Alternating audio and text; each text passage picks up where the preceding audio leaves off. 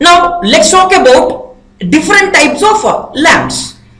The lamps are classified into three broad classifications. The first one is the incandescent lamps, second one are the gas discharge lamps, and third one are the semiconductor lamps or solid state lamps.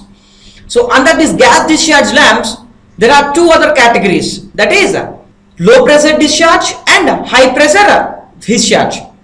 So the fluorescent lamp, low pressure sodium vapor lamp come under low pressure discharge lamps, whereas high pressure sodium vapor lamp, metal halide lamps and high pressure mercury vapor lamps comes under high discharge lamps. And the third category is solid state lamps. Under that we have two different types of lamps.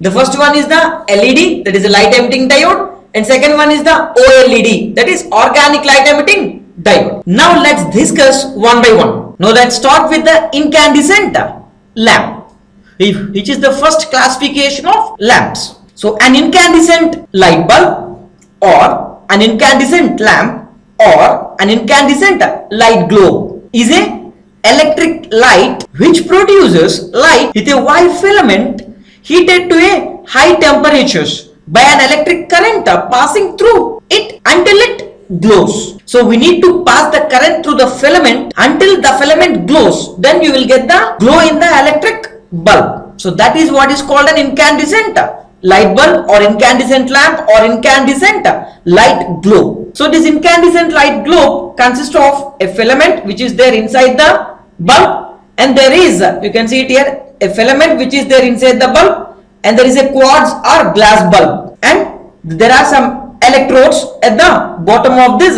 lamp. So the filament which is used inside this incandescent lamp is made of tungsten, and the melting point of this tungsten is in between 200 Kelvin to 3300 Kelvin, which is far below the melting point of tungsten filament. The typical temperature of this tungsten filament which is used in this bulb is in between 200 Kelvin to 3300 Kelvin, because the melting point of tungsten is more than 3300 Kelvin, and that is the reason why even though a lot of heat is provided inside an incandescent light bulb, that the tungsten filament won't melt. So this hot tungsten filament is protected from oxidation with the glass or a quartz bulb by filling it with inert gas such as argon, nitrogen, krypton or xenon.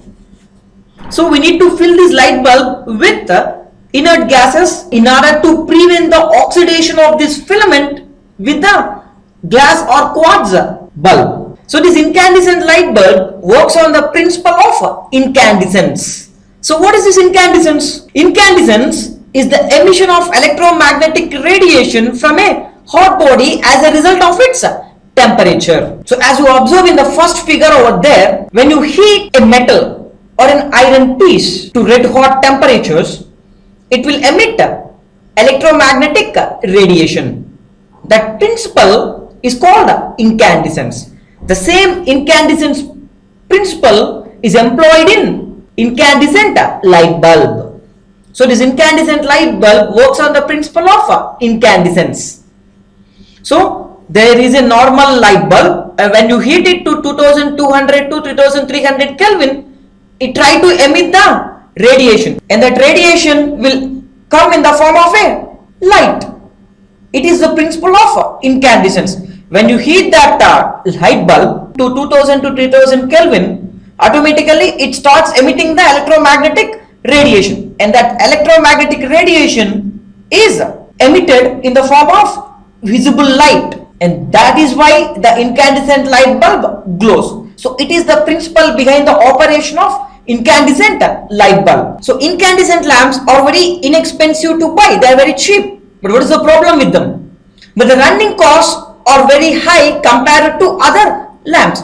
What do you mean by running cost in terms for a lamp? It is nothing but the power consumption or the energy consumption is very high for an incandescent light bulb compared to CFLs or LEDs. And that is the reason why even though it is cheap to buy, but the running cost, that is the power cost, will be very high. So these incandescent lamps can last up to 1000 hours. So the lifetime of these incandescent lamps is 1000 hours. So now you can see the energy flow diagram or Sankey diagram of this incandescent light bulb. So out of the 100% electrical energy which you are giving it to the light bulb, only 10% of the electricity will be utilized for visible lighting, and the remaining 90% is a losses. And out of this 90% losses, 20% of the losses are accounted because of conduction and convection losses, and the remaining 70% you will get the infrared radiation, which is nothing but a heat. This infrared radiation you cannot see with your naked eyes, and that is the reason why you will get only 10% visible radiation which you can see. That is, what is the efficiency of this light bulb? It's only 10%. So the incandescent light bulb produces less light but more amount of heat in the form of losses. So to overcome this, we'll go for the fluorescent lamps.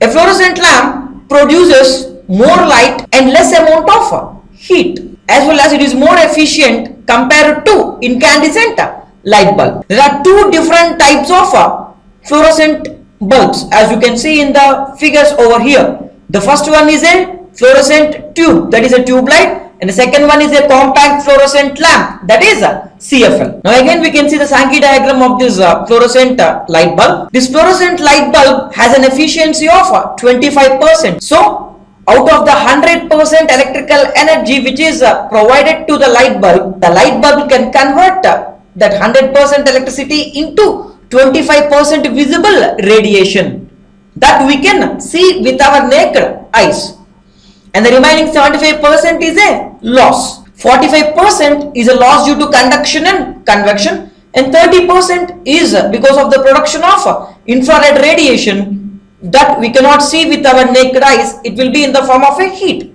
and thereby completely 45 plus 30, 75% is a heat, only 25% is a visible light. So what is the efficiency of these fluorescent light bulbs? 25% against the 10% efficient incandescent light bulbs. So it is more efficient compared to incandescent light bulbs. So now let's see the working of a fluorescent bulbs. So how they will work and how the light will be produced from them when you switch on the electrical supply. So before going to that, let's look at the construction of these fluorescent tubes. This fluorescent tubes is a long tubes which consist of droplets of mercury in liquid form, as well as it also contains an inert gas such as argon or neon under low pressure. So this fluorescent tube is a long glass tube which consists of liquid mercury droplets as well as an inert gas such as argon or neon under low pressure, and the inner surface of this glass tube is coated with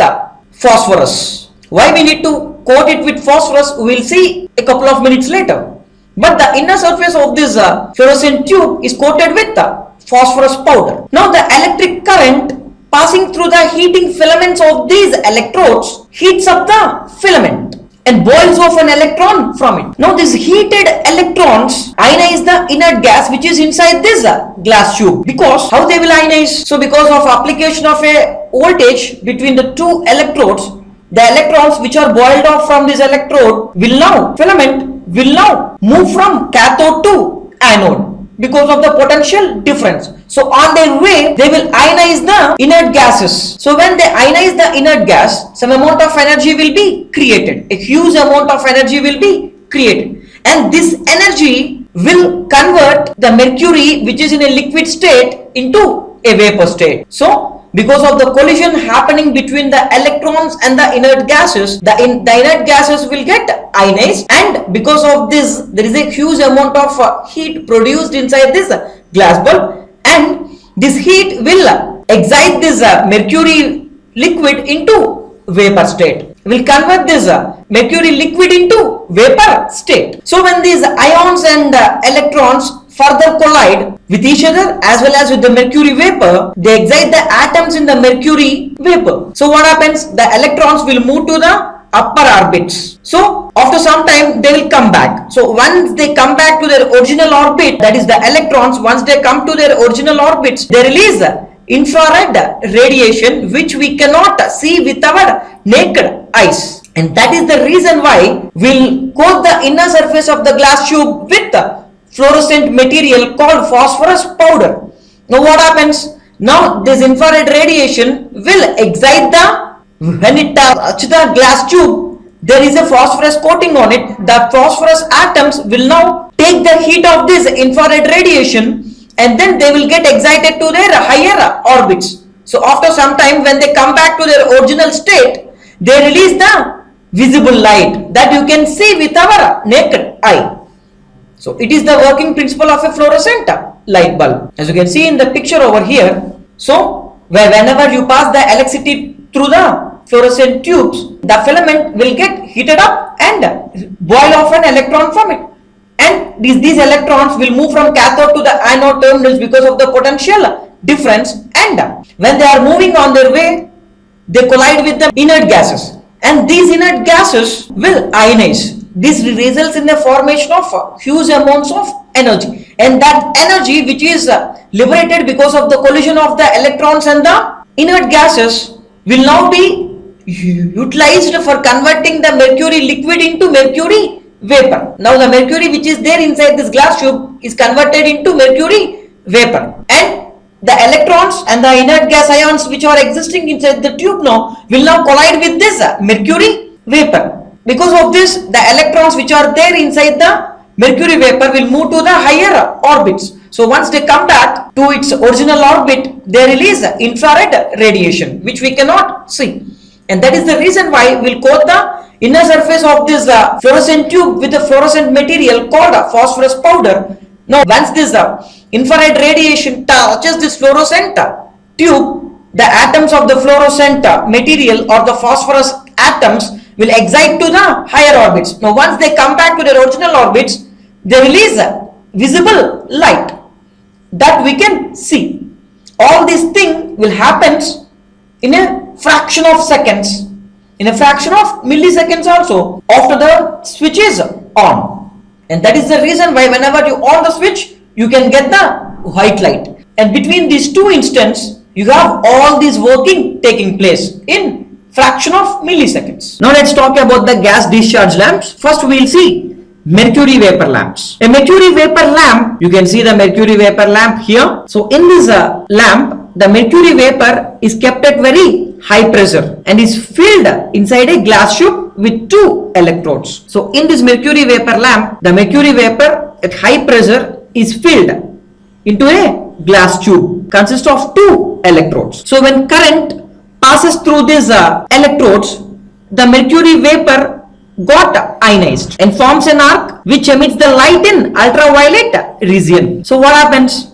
So whenever you pass the current through these electrodes, because of the current flowing through the electrodes boil off and the electrons are boiled off from the electrodes, and these electrons, because of the potential difference between two electrodes, will move from cathode to anode. So on their way, they have a mercury vapor now, and these electrons will collide with the mercury vapor now, and this leads to the excitation of electrons in the mercury atoms to the higher orbits, and once they come back to the normal state, they emit ultraviolet light which cannot be seen with our naked eyes. So in case of an incandescent bulb, we have used a liquid mercury. In case of a fluorescent lamps, we have used a liquid mercury, and that liquid mercury was converted into vapor, and then the electrons got excited to release the ultraviolet light. In case of a mercury vapor lamps, instead of using the mercury liquid, straight away they are using the mercury vapor. When electrons collide with this mercury vapor, the atoms inside this mercury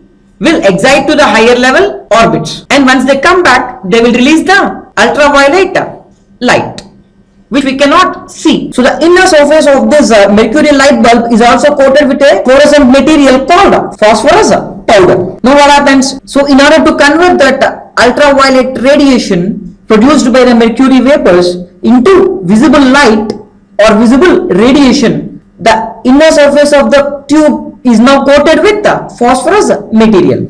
Now what happens? Once this ultraviolet light hits the inner surface of this mercury vapor lamp, then the phosphorus atoms will move to the higher energy orbits. Now once they come down, they release the light in the form of visible radiation. And that is the reason why we'll coat the inner surface of the mercury vapor lamps also with phosphorus material to convert the ultraviolet light into fluorescent visible light. These mercury vapor lamps has been a workhorse for society. They have been used for lighting the streets, factories and large areas for over 100 years. So it's a very oldest lamps available. They have been under use from 100 years. As you can see the picture over here, to understand or to visualize what is a mercury vapor lamp, which is used for a street lighting purpose. Now let's talk about the third kind of a lamp. Now let's discuss the second gas discharge lamp, that is sodium vapor lamp. Previously we have discussed the mercury vapor lamp, and now let's discuss the sodium vapor lamp. So the sodium vapor lamp is a gas discharge lamp that uses sodium vapor in an excited state along with an inert gas, preferably neon, to produce the light. So in fluorescent lamps we have used mercury vapor. In mercury vapor lamps we have used, so in fluorescent lamps we have used mercury in the form of a liquid. In mercury vapor lamps we have used mercury in gaseous form. Now in sodium vapor lamps we are using sodium vapors to produce the light along with a inert gas neon. So they produce a yellowish light. So the sodium vapor lamps produces a yellowish light.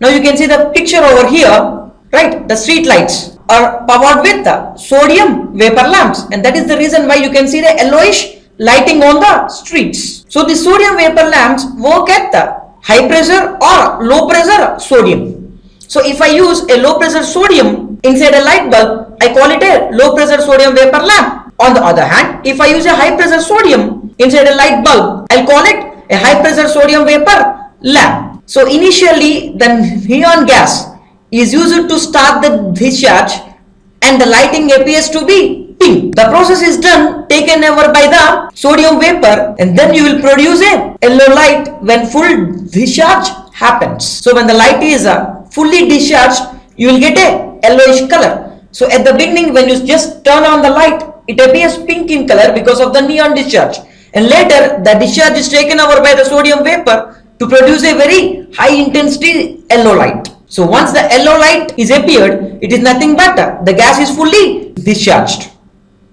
The sodium vapor is fully discharged. Initially the neon inert gas discharges to produce pink light.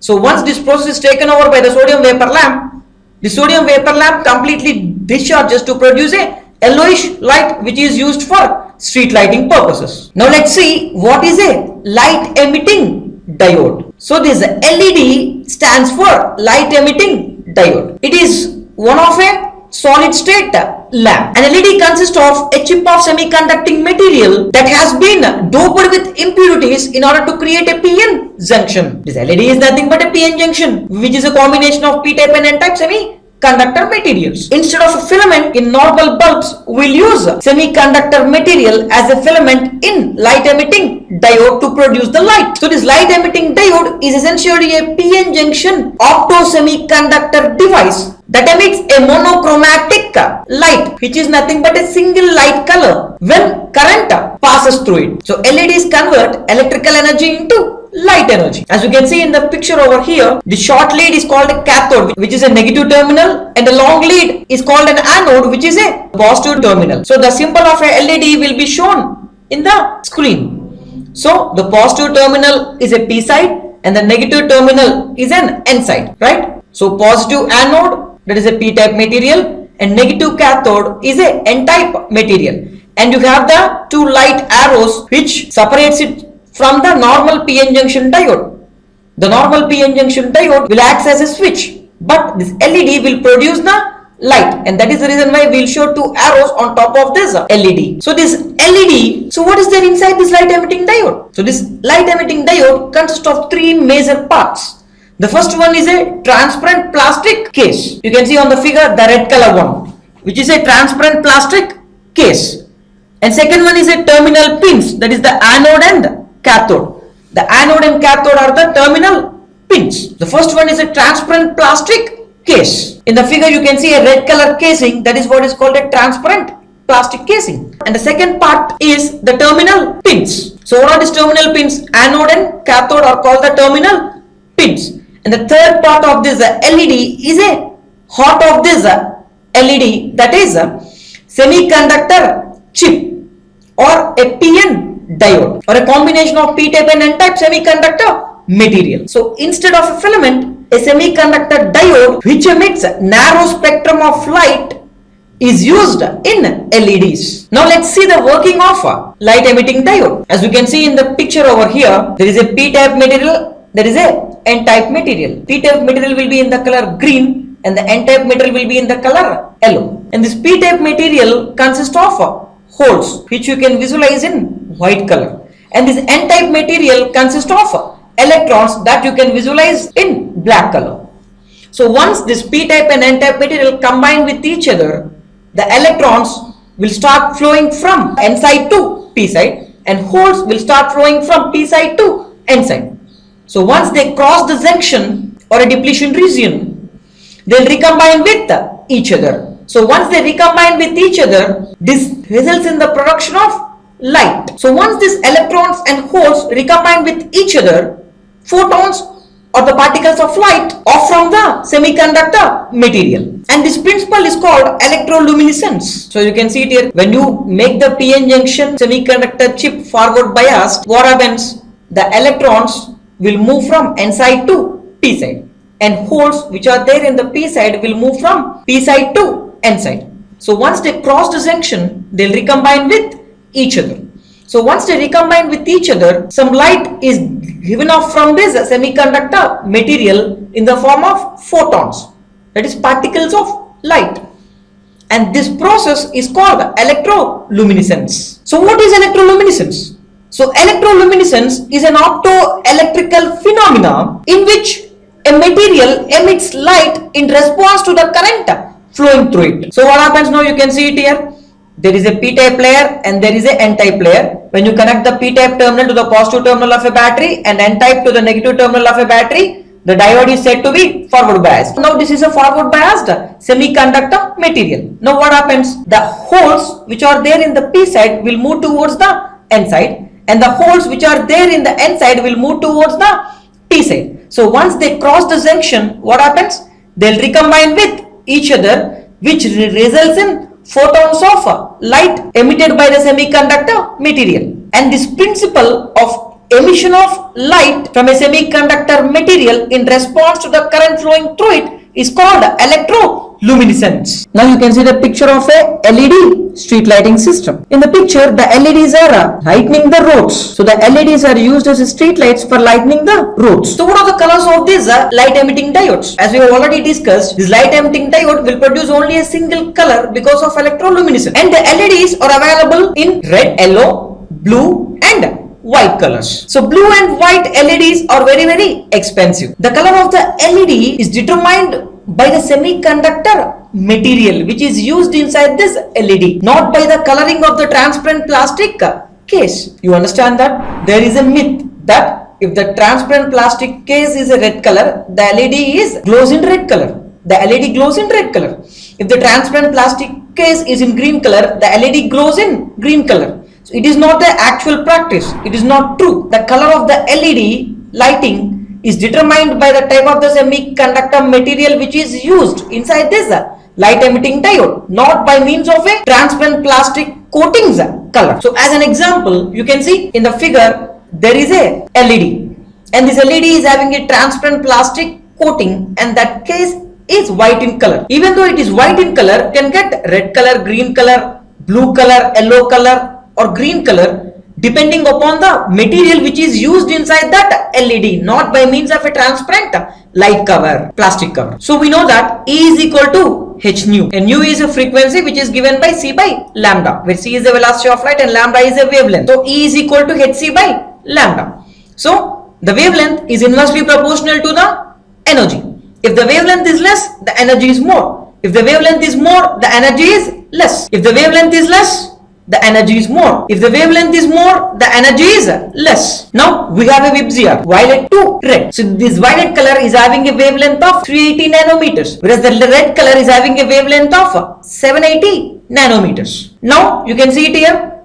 The red light is having a wavelength of 780 nanometers, which is very high compared to the violet light, which is having 350 nanometers. And you can observe the energies over there. Because the violet light is having 350 nanometers wavelength, the energy is 3.17 electron volts. E is equal to hc by lambda. If I substitute, h is a Planck's constant and c is the velocity of light into this equation, and when I substitute the wavelength of violet light in this equation, I will get an energy which is equivalent to 3.17 electron volts. And when I substitute the red color wavelength, that is 780 nanometers, into this equation, I will get an energy of 1.62 electron volts, because as the wavelength increases, the light energy decreases, and that is the reason why the violet color light will be having high energy and the red color light is having low energy. So the wavelength and color of the light emitting diodes depend on the band gap energy of a material forming the p-n junction diode. So for a violet color, you have certain wavelength and certain energy. For red color, you have certain wavelength and certain energy. For yellow color, there is certain wavelength and certain energy. So this energy is nothing but the band gap energy, and this band gap energy resides the color of the material, and this band gap energy will be different for different materials. So depending upon the material used, you will be having different band gap, and depending upon the different band gap, you will be having a different wavelength, and depending upon the different wavelengths, you will get different colors. Now you can see the red color of the LEDs will appear when you use aluminum gallium arsenide as a semiconductor chip inside an LED. On the other hand, you will get a blue color light from the LEDs when you use indium gallium nitride. You will get a green color light from the LEDs when you use aluminum gallium phosphide as a semiconductor material inside a LED. So RGB colors, that is the red, green and blue colors, can be emitted by these LEDs depending upon the material used as a semiconductor chip. But this white color of the LED will not be because of a material. It's because of a combination of the materials. You have to combine all these RGB colors to get a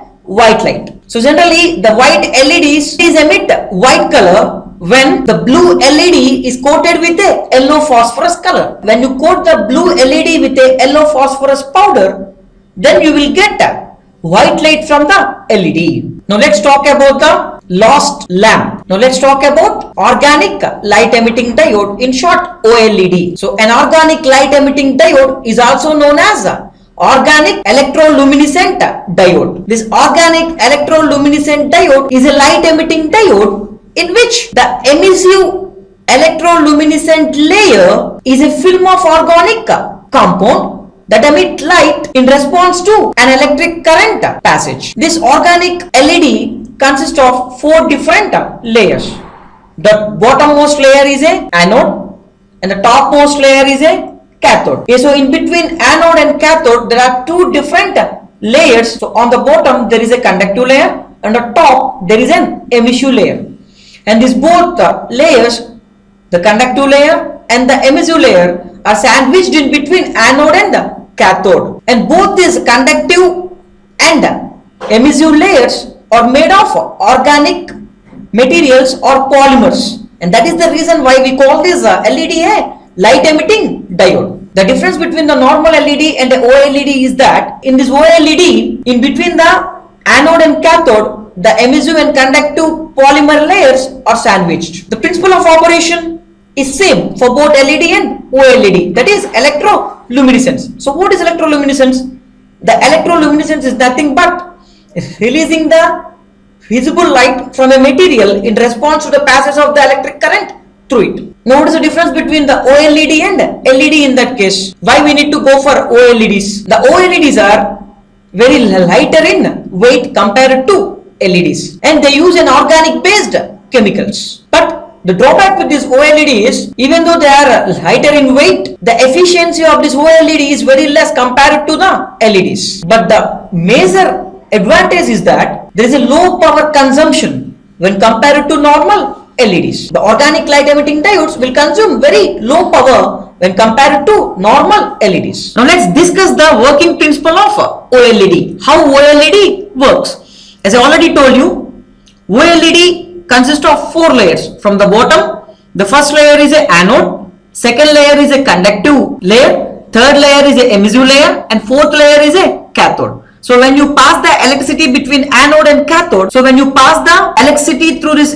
LED, so when you pass the electricity through this OLED by applying voltage across it, the electrons will now tend to move from cathode to anode, that is from top to the bottom, that is from fourth layer to the first layer. So on their way, the electrons are added to this emissive layer and the electrons are removed from this conductive layer. So what happens? On their way from cathode to anode, the electrons gets added to the emissive layer, as well as on the other hand, the electrons which are normally in the conductive layer will be taken away by these electrons which are flowing from cathode to anode, and because of this there is a formation of holes in the conductive layer. Now you have electrons in the emissive layer and you have holes in the conductive layer, and now these holes in the conductive layer will move upwards to the emissive layer to recombine with the holes. So once these electrons and holes recombine, they release a photons of energy in the form of light. It is how the OLED will work. So what happens? So when electrons move from cathode to anode, on their way the electrons gets added to the emissive layer,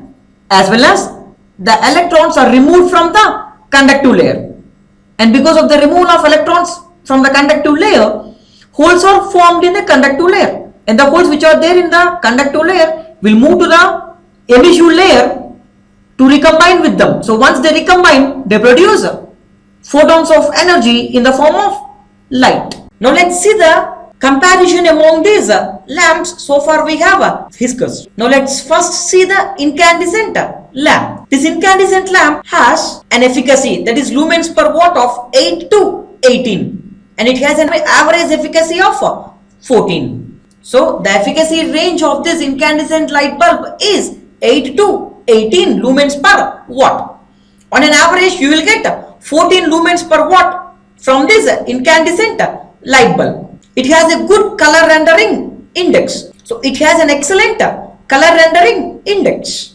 That is, it can reproduce the color of an object faithfully. So the typical example of these incandescent light bulbs are homes, offices, emergency lighting and general lighting purposes. So the typical life of this incandescent light bulb is 1000 hours. So now the second lamp which we have discussed is a fluorescent lamps, and this fluorescent lamps has an efficacy in the range of 46 to 60 watt per lumen per watt. On an average you will get 50 lumens per watt from these fluorescent light bulbs. The color rendering index of these fluorescent light bulbs are good with respect to their coating. The typical applications of these fluorescent light bulbs are homes, offices, hospitals and shops. The typical life of these fluorescent lamps is 5000 hours. Now let's see the compact fluorescent lamps. This compact fluorescent lamps has an efficacy in the range of 40 to 70 lumens per watt. On an average you will get 60 lumens per watt from these CFLs. They have a very good color rendering index. So the typical examples where we use this compact fluorescent lamps include homes, offices, shops and hospitals.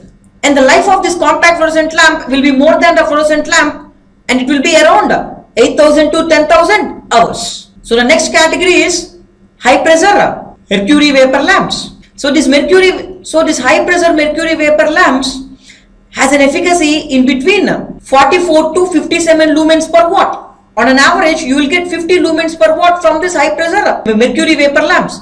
The color rendering index of this mercury vapor lamps is fair. It's not good and it's not poor, it's fair, that is average. So the typical application of this high pressure mercury vapor lamps include garages, car parkings, flood lighting, etc. And the life of this high pressure mercury vapor lamps will be around 5000 hours. So there is one more kind of lamps which we didn't discussed, but we have a halogen lamps, which is a category of gas discharge lamps. So it has a very low efficacy of around 20 lumens per watt, but it has an excellent color rendering index. Because of this excellent color rendering index, they are generally used in exhibition displays, in gold shops, in exhibitions. Likewise, the typical lifetime of these halogen lamps is around 2000 to 4000 hours. Coming to the next category, high pressure sodium vapor lamps. And this high pressure sodium vapor lamps has an efficacy in the range of 67 to 121 lumens per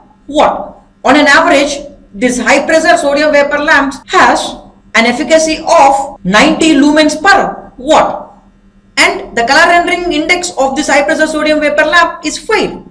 It's not good, it's not bad, it's just fair. So the applications of this high pressure sodium vapor lamps includes the street lighting in factories, garages and car parking areas. The typical lifetime of this high pressure sodium vapor lamps will be in between 6,000 to 12,000 hours. And finally, we'll go through the low pressure, and finally we'll see the low pressure sodium vapor lamps.